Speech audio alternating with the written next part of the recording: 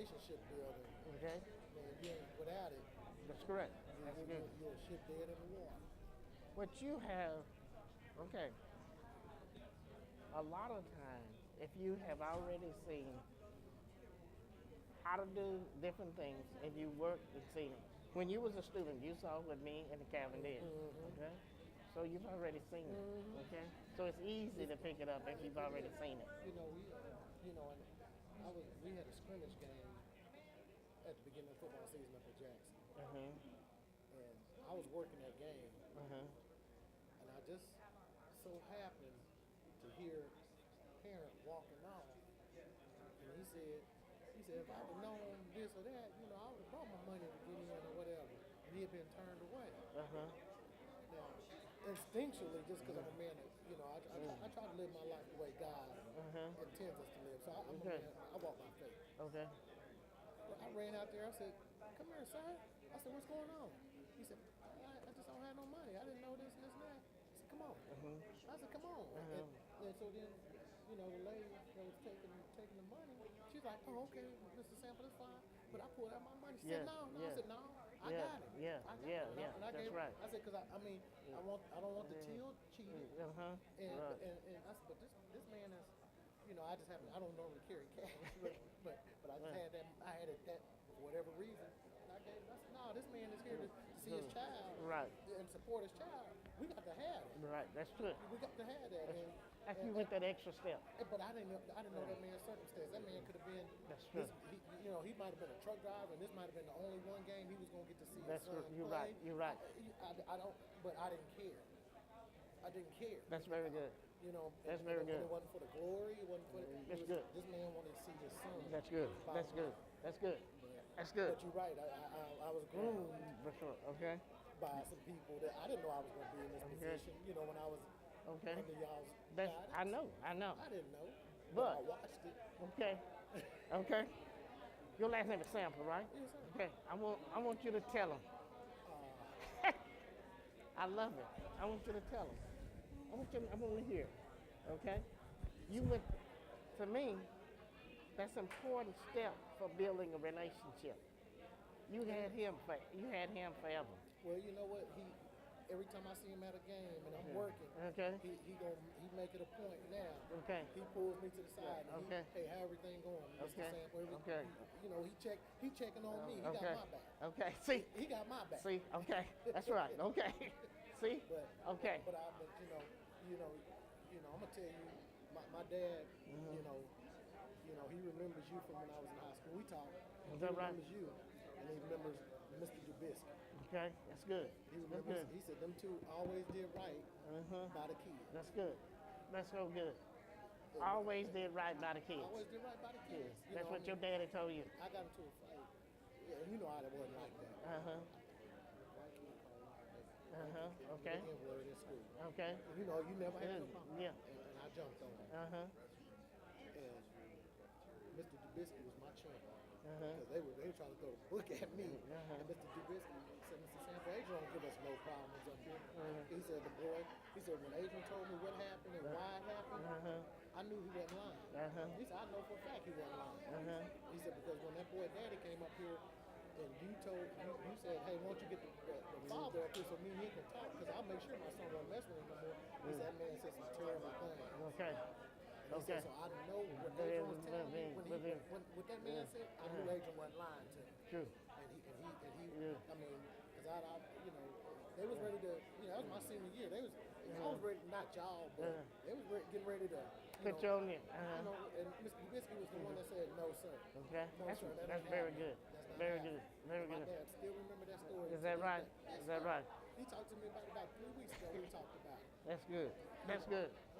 Okay. So my dad, if you remember that, my daddy is 74 years old. And he's remember. Yes, sir. Okay. All right. Come on. I want you to do it. I want you to do it. Okay. Hey, let me call you back. Let me call you back right quickly, okay?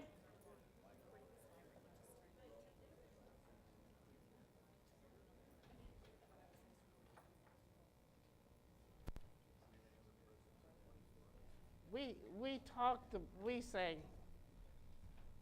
we said and we talked about Ms. Wallace's relationship. We certainly did. And certainly building relationship with students and parents are the keys to having a successful academic environment.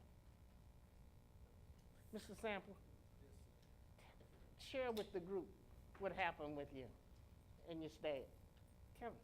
At the beginning of football season, we had a scrimmage game, and we were charged with mission for scrimmages. I just happened to be patrolling that area at the time, and I saw a parent. He was walking off. He wasn't making a big scene or anything, but I overheard him saying, if I'd just known, I would have brought some money. I don't have any money. So I went and got him, and I brought him back in, and took the ticket. The lady that was doing tickets, I gave her the $3 for his admission. And I didn't do it for glory. I'm a person, I walk by faith, and so I just did it because it was the right thing to do, because I didn't know if what kind of time this person had with his son. I didn't know if he was a truck driver, and this might be the only chance he gets to see his son play. I didn't know what the circumstance was, but what I did know is that he was there trying to support his kid, and I know that's what we're about. We just heard her say that sometimes getting those parents up there, Yeah. it's difficult. So if I got one here, why would I let something as simple as $3 keep them away? So you paid the $3 and tell them what has happened since that time. I see him at games because I work all the football games, and he goes out of his way to come find me just to say, how my day going? Is everything how's going with you? I feel that he has my back. And because of that rapport, when it comes to that time that you have to tell him some bad news possibly about his child, he's going to be a lot more receptive to your side of the story because he's got a relationship with you. That's very. Same thing happens with kids. That's They have a relationship with you, they're going to accept their punishment. that's exactly what they're going to do. His daddy is how old? 74. And his daddy, he was my student. His daddy at 74 says about Dubisky and myself. What did he say? He said that I was talking to him 3 weeks ago, but we always talk about education. He's 74 years old. I graduated in 1989, and he still says, Mr. Alexander and Mr. Dubisky, I remember most consistent principles. They always did right by the kids. So he did right by them. They always did right by them. You know what they say? That's what it say. Always did right by the kids. The lasting impression that you will make with families is enormous. And you have to remember that. When you're dealing with the kids and you're establishing that relationship, okay, and sometimes it's difficult, but when you do that, it's going to be meaningful for a long time. And you have to go that extra mile of the way. Here's what we say. Supervision is a must, especially at those critical times during the day. Talk to one another, and let's talk about what are those critical times during the day. Talk to each other. So you understand, when is it?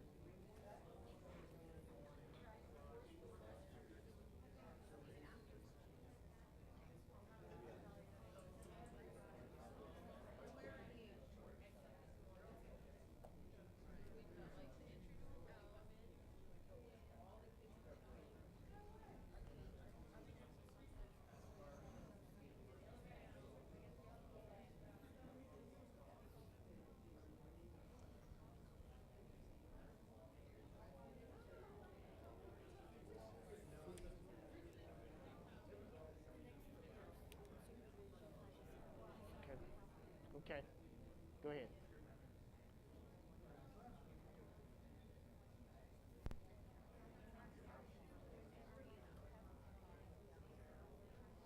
Okay, are you ready? You ready? Give him, he need 2 more minutes, okay.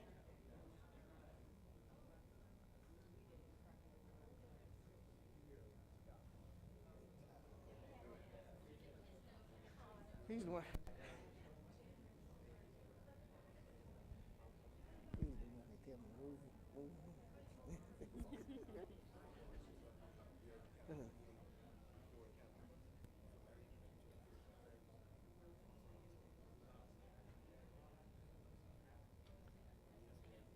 Are we? You ready? Calvin, your table ready? Huh? You good? Good? Good? Okay, go ahead. Go ahead. Let me hear it. Tell me what about those critical times during the day. Let me hear it. Transition between classes. Okay? Transition between classes. We said just whenever there's a big mass of students, transitioning classes, arrivals to school when the buses get there, dismissal times, special events after school, events, football games, any events going on campus. Just whenever there's a large gathering of students, we need to get high supervision. Well, you hear that? When there's a large gathering of kids, there should be high supervision. We always got to have that good supervision, and we always have to have that high visibility. What does that high visibility look like? What's that high visibility? We talked about the supervision. Yeah, you got to have it, but that high visibility. Huh? What'd they say? What? You're everywhere. Did you hear that? You heard that? You are everywhere. I used to love it. I used to love to get in that restroom where those boys are. I could get in there so fast, they never see me when I turn that door. I mean, they'd be smoking. I said, boy, what am I, invisible? You know? But that's what I'm talking about. To be a good administrator, you got to be able to feel. It's a feeling. And you're in tune with your surroundings. Let me tell you what. Mr. Harrison is where he is because I hate to keep telling you, I watched him. I'd go to his campus, and he's at Adams. He'd go in I'd be walking with him. He said, walk with me. He'd go in every classroom. Is everybody all right in here? Everybody got their lesson? Next classroom. Everybody all right in here? Who don't have their lesson? Every classroom. And he'd divide up his administrators, and all the administrators would be doing the same thing. But that's what that high visibility means. You got to be everywhere. Because I'm short, I used to always look for a higher ground so I could get high and I could monitor from high up, okay? But that's what we're talking about. Got to have that high. You know what I want you to do? Those two words are so important, and that's so important that in your office I want to see supervision, the word supervision, and I want to see high visibility because you got to be doing that. Let me tell you something. Be careful how you supervise, okay? Don't leave your colleagues at risk. You got an issue, and there's a lot of people. If that issue can wait, let it wait. You got kids that do something, put them in the office. If you got 600 in the cafeteria, don't get tied up with 2 in the office. You always go to your numbers. Those 2, if they're not killing one another, they can wait. All right? You got to have the supervision. The hundreds is what you want to deal with. Hey, Doc, can I touch that? Yes. Okay, Can he touch that? let me touch it. Real talk. Okay. Real talk, okay? Think about this. Think about it. The most critical time of your day. The most critical time of your day. Think about that. Really think about that. Being an assistant, being a leader, being in charge of kids, and we don't want to lose kids, the most critical time of your day. Think about that. I'm going to give you 15 seconds to think about the most critical time of your day. Think about it. I'm going to go 15 seconds. 15, 14, 13, 12, 11, 10, 9, come on, 8, 7, Don't count. Think. You can't think. 5, 4, 3, 2, 1. Think about that. You're in all girls school, right? Y'all high school, cross school, elementary. Most critical time of your day is when you walk on that campus. When you step foot on that campus, that's your most critical time of the day. You do everything and all things, whether you're a dean, assistant principal, intern, leader. Most critical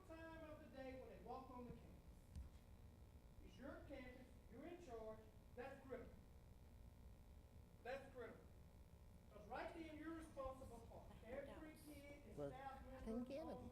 I was rushing, so I didn't get him. That's okay. That's okay. It's okay. All day. You get larger groups, sure. You attack those groups. You got teams.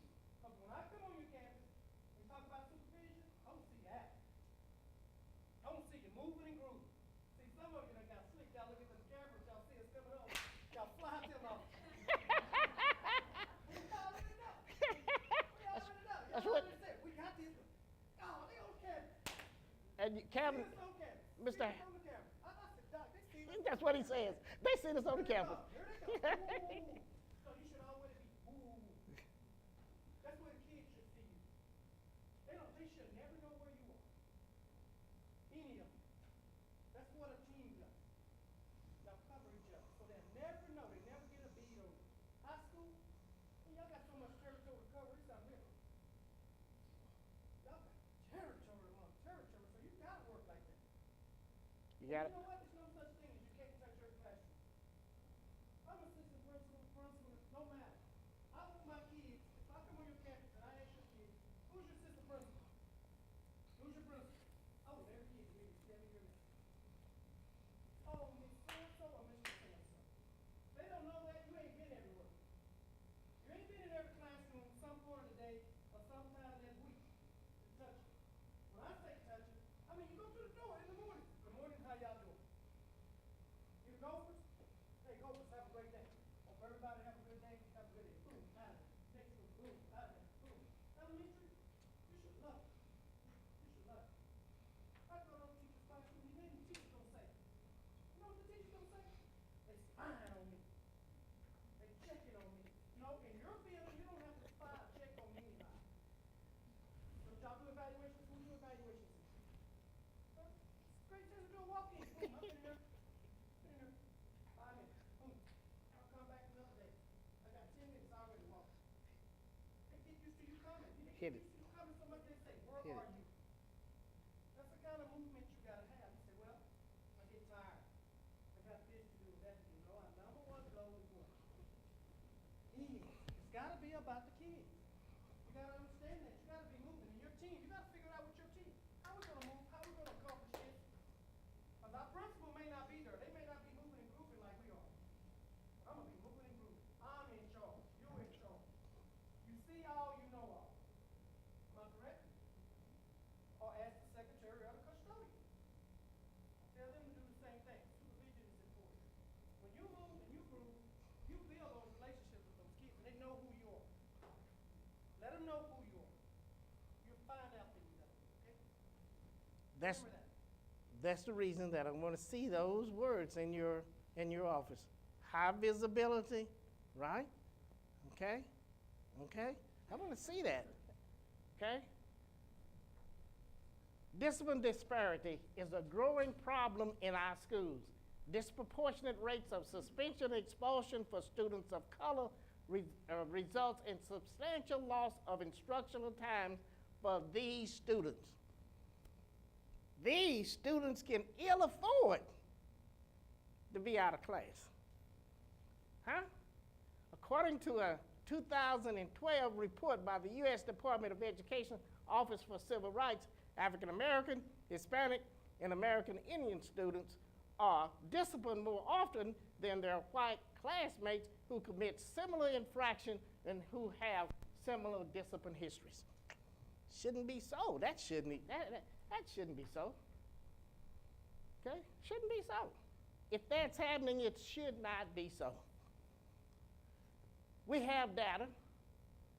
Am I right? And I was supposed to bring it. Okay? That shows that in Grand Prairie, in GPISD, there are approximately 17, I got it in my head.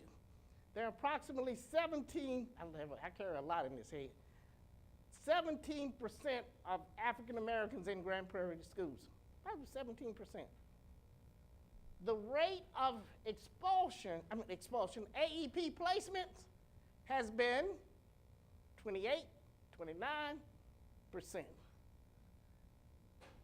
But I have to ask this question. Why? In GPISD, I didn't say around the nation. I'm not going to talk about around the nation. Why in GPISD would we have a disproportionate number of African Americans being assigned to DAP in relationship to their percentage in Grand Prairie? I looked at the data. Only that ethnic group is assigned substantially. Why? What are the factors that contribute to this disproportionality? I want you to tell me. I want you to take your time. This is Dr. Hull told me that. You know when Dr. Hull tell me something? Okay. Dr. Hull, when she tells me something, it stays with me.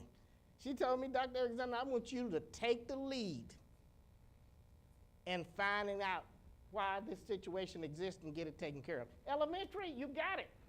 We looked at your data. You okay. You okay, elementary. In fact, do we have anybody at AEP at elementary? One. No, one. In some kind of way, we were able to clear that up, okay? But tell me, what are those factors? I'm going to let you have time to do that at your table, okay? Why is that happening in GPISD? Take your time. I want you to discuss that.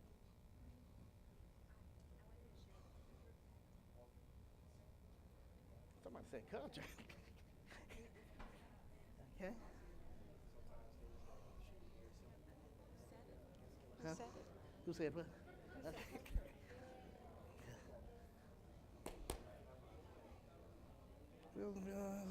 And supervision.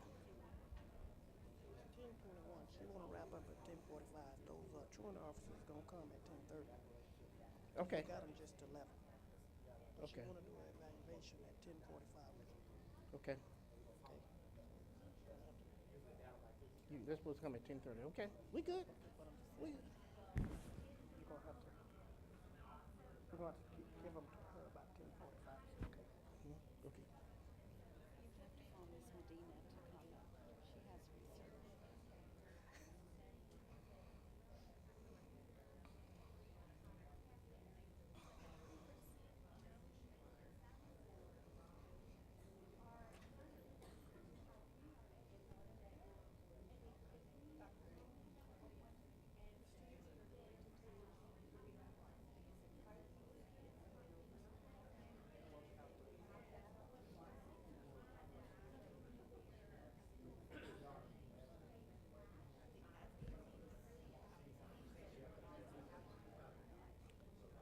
Okay.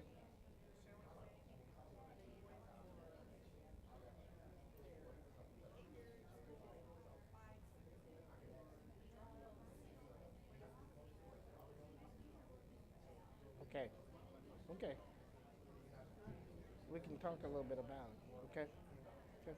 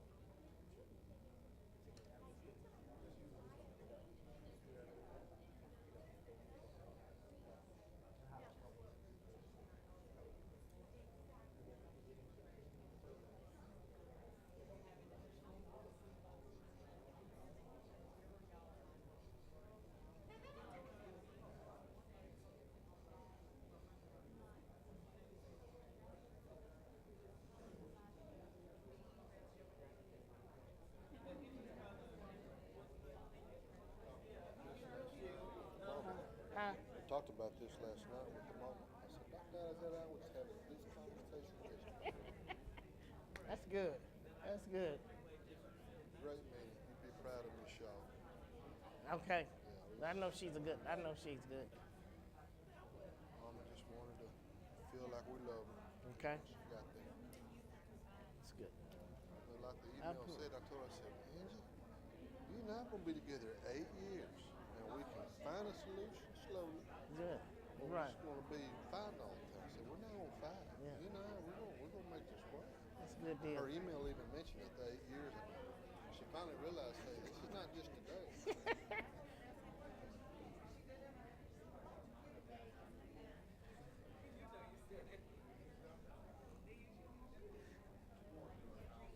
It certainly sounds like.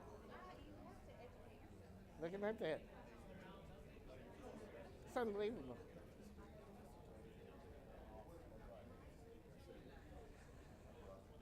They enjoying this stuff.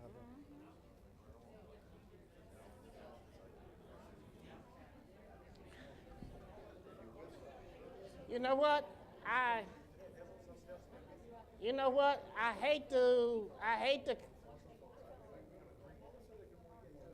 hate to cut you off because I can see that you are having a lot of good dialogue about this subject.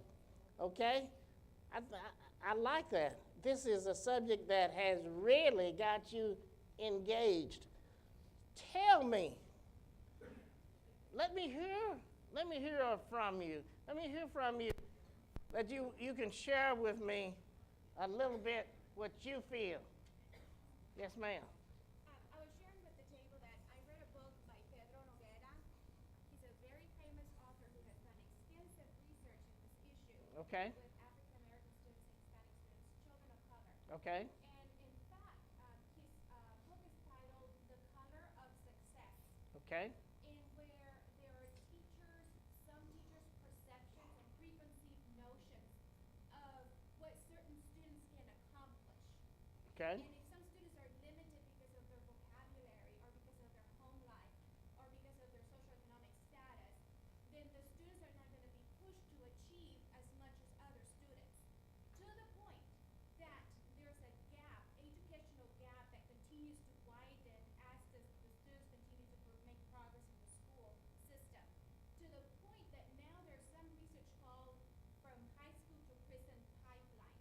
Because what our educational system is creating, there's a pipeline of certain populations going from high school to prison. And I was using an example of one of my students at Truman Middle School 2 years ago, African American student, very likable, very popular student, always in trouble. Always, I talked to his mom, talked to him, talked to the teachers. When I sat down and made a connection with that student, I asked him, what can I do to help you? What's going on with you? And he just bluntly looked at me in the eye and said, I can't read. So how is it that an 8th grade student is going to make progress up to 8th grade and he cannot read? So then what's going to happen? This student is going to create trouble. He's going to rebel. He's going to start doing things that he's not supposed to do because that gap is so wide that this poor baby can't catch on anymore. He's not up to par with the rest of the students. So there's preconceived notions from some of the educators, and the cultures could be clashing, and that's why we're not reaching those populations. She said it's a cultural clash. Okay? The cultural clash, a clash, and that there was low expectation at some teachers. Okay? Did you hear that? Y'all hear that? And this is research-based. That's research based. Okay? Okay. I'm going to. Okay. All right. Go ahead. In my experiences, and I think with the rest of the people at the table, a lot of the issues we think comes from parent distrust in school districts. Put that down. Okay. Distrust. A lot of the reasons our kids go to DAP is for fighting Mhm. for drugs. Mhm. I'm married to an African American man, and he had a different experience growing up in school than I did. So I teach my children to go to the administrator. You go tell them what's going on, and he says, no, you handle it yourself. Okay. His culture. In his culture. And so Okay. him and I just Handle it yourself. And he's like, because it's not going to, his experience was nothing was done for him, or Okay, but So I think our parents have that experience that, no, baby, if someone pushes you, you push them back. yeah, some people teach. And if someone does that to you, you do it back. And until they can come into your office and sit down and see that, no, you go to Miss King or you go The to distrust. whoever, they don't learn how to teach their children to stay out of those situations. Okay, that's that distrust, right? Okay, and we talked about the low. I want to say something on that expectation. I want to say something because that's extremely important. I want you all to Z in on that. The first African American to graduate from Harvard is who? That's okay. Okay, his name is William Edward Burghardt Du Bois, W.E.B. Du Bois. He was a significant leader in the NAACP many years ago. He was the Martin Luther King of his day. Okay? Of his day. Understand that? His teachers wanted him to go in the vocational track. That's where they tried to push him. The man was brilliant. I think he wrote so many books, about 29 books and da-da-da-da-da. Just unbelievable. But that's what happened with his experience as he was growing up. Okay? I'm going to tell you this. The greatest insult to me is for any professor that did not expect the same level of performance by myself as he did any other scholar. I was insulted. You want to insult me? That was insulting. Okay? Understand that? All right. Let me hear somebody else. Anybody else? Does the fact that some kids have an IEP and a BIP go into how we place them in alternative schools? Because I know I had a student last year that had IEP and a BIP, ED, SEA kid, who never, and he was a Caucasian kid, he never went to DAE. So does that take into account as to how we place kids? I'm going to tell you, the ED label, whether the kid can follow the rules of the school rules, certainly is a factor that you have to look at. But there are some issues that they can do that'll get them to DAEP regardless of the label. Okay? But here's what I want you to, anybody else? Anybody else? Before I get into some things? Okay, I want you to listen. Go ahead. Well, I was just going to talk about cultural awareness because I know we were talking about some say kids go potty and things like that, but I've also seen how we approach. Sometimes how we approach students, how we say things can be perceived based on their experiences, their students' experiences, and sometimes they escalate to a point to where we have to, before the administrator has at that point, you have to do something because of those actions, but the student could have been de-escalated before it even got to that level. Did you hear what he said? Your approach was right. Did he say? In the beginning, you were culturally aware of how you were approaching the student. Culture, how you approach the student could de-escalate. Let me tell you something. Let me tell you this, and I want you to come back. I believe that every child has a right to his or her space. They have a right to that space. We respect them. They deserve that. You are provoking that child when you get into his space. If I get into my wife's space, she gonna let me know. That's respect. That's respect. Okay? Okay, every child deserves that. Okay. And another thing, when we think about cultural awareness too, like you asked the question, and the majority in here, somebody might do this and say anything, but nobody knew that. So if the adults in the room that we're educated, right, and we don't know that answer, well, how are our kids going? Okay. So if we're not teaching those things, and Dr. Kwanzaa Kajufu, he also done some extensive work on that as well. And he talks about like the books we choose with curriculum. He talks about the things that African American students see, even Hispanic students see. Are they seeing individuals who are scholars?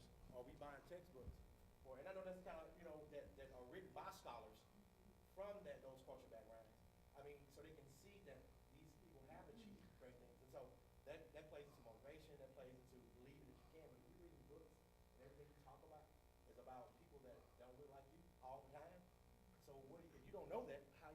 confidence and value education.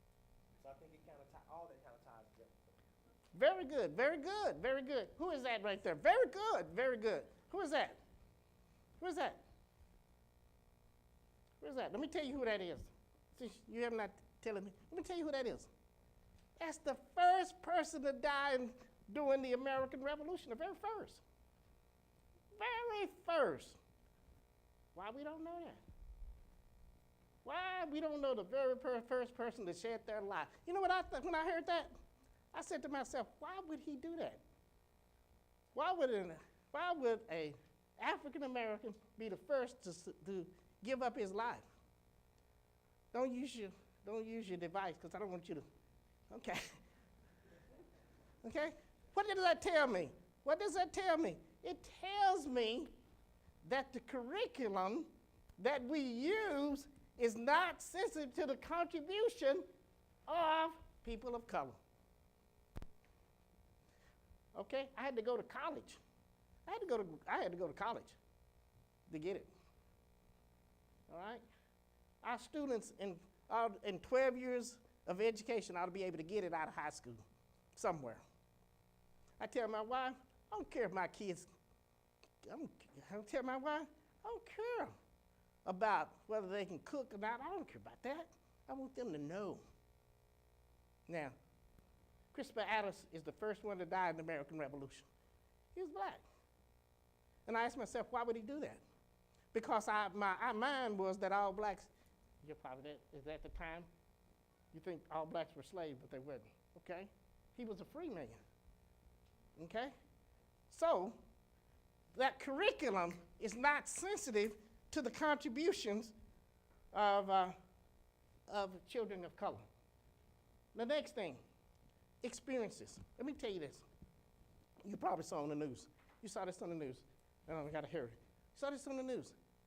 Young African-American male was taking his trash out. You see it? His 8-year-old boy was with him. You saw it. Police approached him. What did he tell him? He wasn't that young either. He was a grown man with an 8-year-old kid. And he said to the officers, I'm taking out the trash. And the officers told him to do what? Put your hand on the car. He said, I'm taking out the trash. His 8-year-old boy was looking. What happened? When that 8-year-old boy come to school, what you think his attitude is going to be? Huh? They bring to the schoolhouse those experiences. They bring it to you. Their parents have experienced some hostility and some discrimination. And they probably have talked to their kid about it because my mom used to talk to me about it. She used to talk to me. Ask any of your minority friends if their parents talk to them about it. Okay? They do that. The other thing, experiences, environment. When I grew up, okay, let's say this. Listen to this. I used to go to West Dallas, South Dallas, grew up in Dalworth. Do you think that those places, let me say this, to survive in those places, it took a certain kind of mentality in order to survive. And I was a good boy.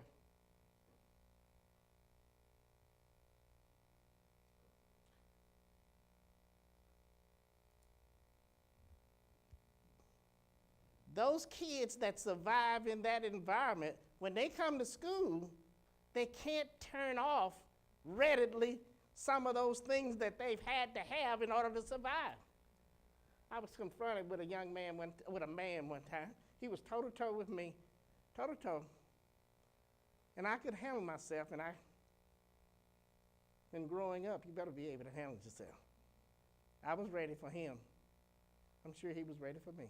My girlfriend stepped in between us and de-escalated the situation. Some time later, he was shot in the back and paralyzed him from the neck down. He died. Now, he and I could have been put in a situation where, you see what I'm talking about? That environment, I was a good boy. making good grade, co-captain of the football team. I was vice president of the class. But when he approached me, we go, we go wrong. I got to stand my ground.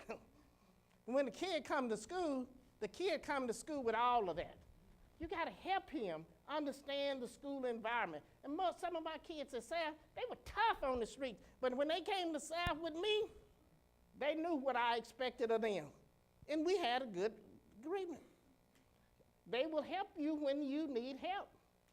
They will help you. I had a kid, he was supposed to be, what was that? His nickname was Psycho. Psycho was his nickname. He and I was in the restroom. I was talking to Psycho. Psycho wouldn't talk. I had a football player about Mr. Hunkerpillar size. That my football player told Psycho, Mr. Alexander is talking to you. Don't you hear him? That's what you think Psycho said. Yes, I hear him. Psycho wasn't crazy. Psycho knew that football boy could handle him. Okay? But we have to, the kids will take care of you if you take care of them, okay? They'll take care of you, but you gotta build those relationships. Let me tell you what I hate. Does that mean? I hate.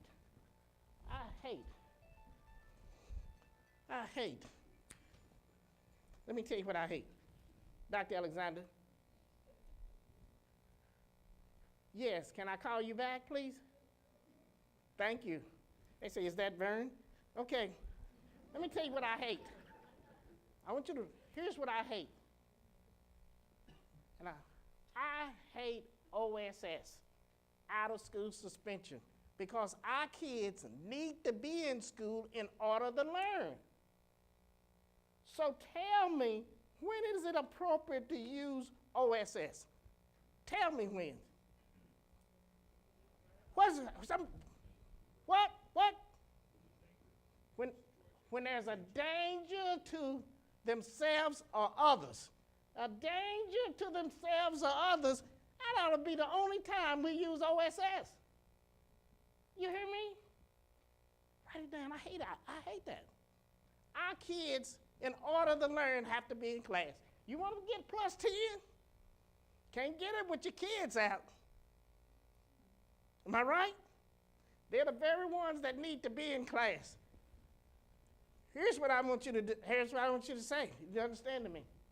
We talked about not losing a child. See that about detention? Time is going to change November, the first Saturday in November, or Sunday in November. And don't keep our kids and put them in danger when it's dark. Don't do it. No detention is worth losing a child. It ain't worth it. All right? Am I right? Okay? We don't have to talk about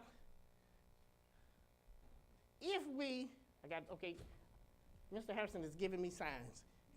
And he's giving me signs, so that means that I need to wrap up, all right? Where did I lay my glasses down? I always lay those things down somewhere, all right?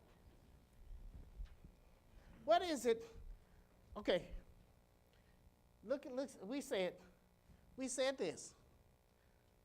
Certainly you see assault with imminent bodily injury. That just means, remember what I explained that to you? You remember when I explained that to you? Imminent bodily injury, if I say I'm going to stab somebody right now, it's not imminent bodily injury because I don't have a knife, okay? I don't have anything to carry it out, then it's not imminent bodily injury, okay? Okay, you understand that? They gotta have something in order to do that. Here's what we talked about, listen to this. We are capturing Kids Hard District. You know what that means? That means that the interaction should be with kids. Not just shaking their hands, it means that we are continually interacting with kids because we're building the relationship. We're talking to them as Mom is coming to pick them up. We talking to them. Mom is picking them up. I'm out, you waving at mom as she pick them up out front. Because you what? Building the relationship not only with the kid, but also with the parent. You're doing that. I used to stand in front of South Grand Prairie. I'd love to sit in front of South Grand Prairie. You ought to watch your kids every minute that they're on campus. They're your responsibility. Here's what I love this last one. Growing the gift. Growing the gift.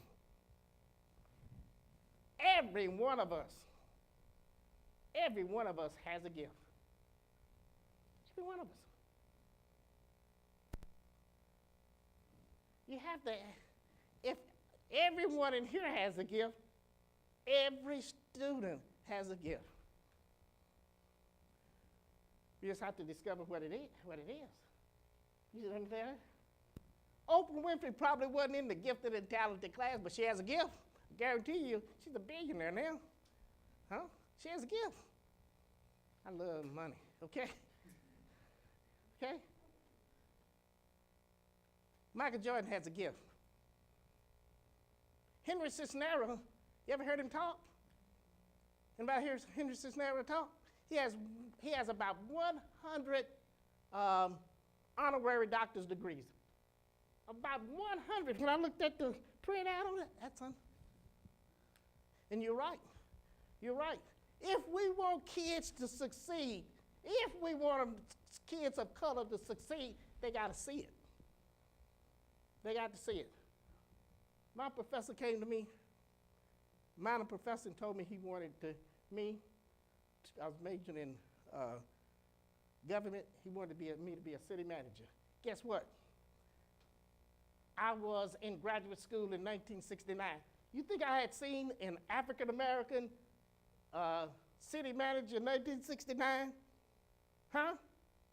What? Guess what I told that professor? No, my chances of getting a job. But they got to see it. Guess what? They want to see it. They got to see it. I got to see it. Let me say it. Let me tell you something. Martin Luther King was my hero. I have a doctor's degree because I said, I'm going to be like Dr. Martin Luther King. I'm going to get me one of those things. You know what? My grandkid was riding along with me, and he was about 6 or 7 years old. And he looked over at me and he said, Papa, I'm going to be a doctor. I want to be like you, Papa. I want to be a doctor. Hey, you know what I'm talking about? They got to see it. It's important. If they don't see it, it's difficult for them to imagine it. And let me tell you something. Let me tell you this. And I'm going to go to my seat. They can't just see it during Hispanic Heritage Month or African American History Month. They can't see it just then. That's not enough. The curriculum ought to do it all the time. Those kids deserve no less. And those are the kids that you have in GPISD.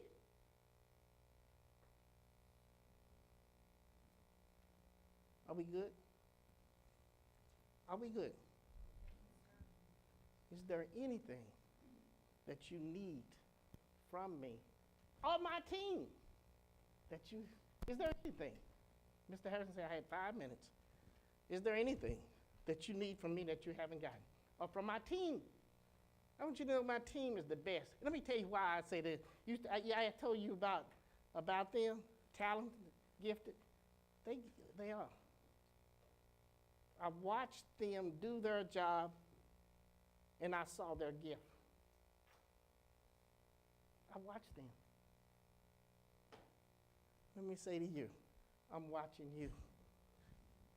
Let me say this just to you too. We got a bond coming up. We got a bond coming up. Take care of our facility. take care of them. I see not only everything, I'm going to tell you, I'm going to tell you right quickly. When I come up to your campus, I can see those things that need to be done. You look. I could rattle them off right now, but I don't want to do it. Okay? It's in my head, and I keep it in my head. You got to look, and you got to see it, and you got to take care of those things. Okay. I am Mr. Harrison. Mr. Harrison is my friend. You know that? He has a lot of nerve, okay? He has more nerve than anybody else, okay? Okay? He and my wife are the only two people that, Dr. Ho, that tells me things, okay? Here's what, okay, Ruth, Pat, thank you. Thank y'all.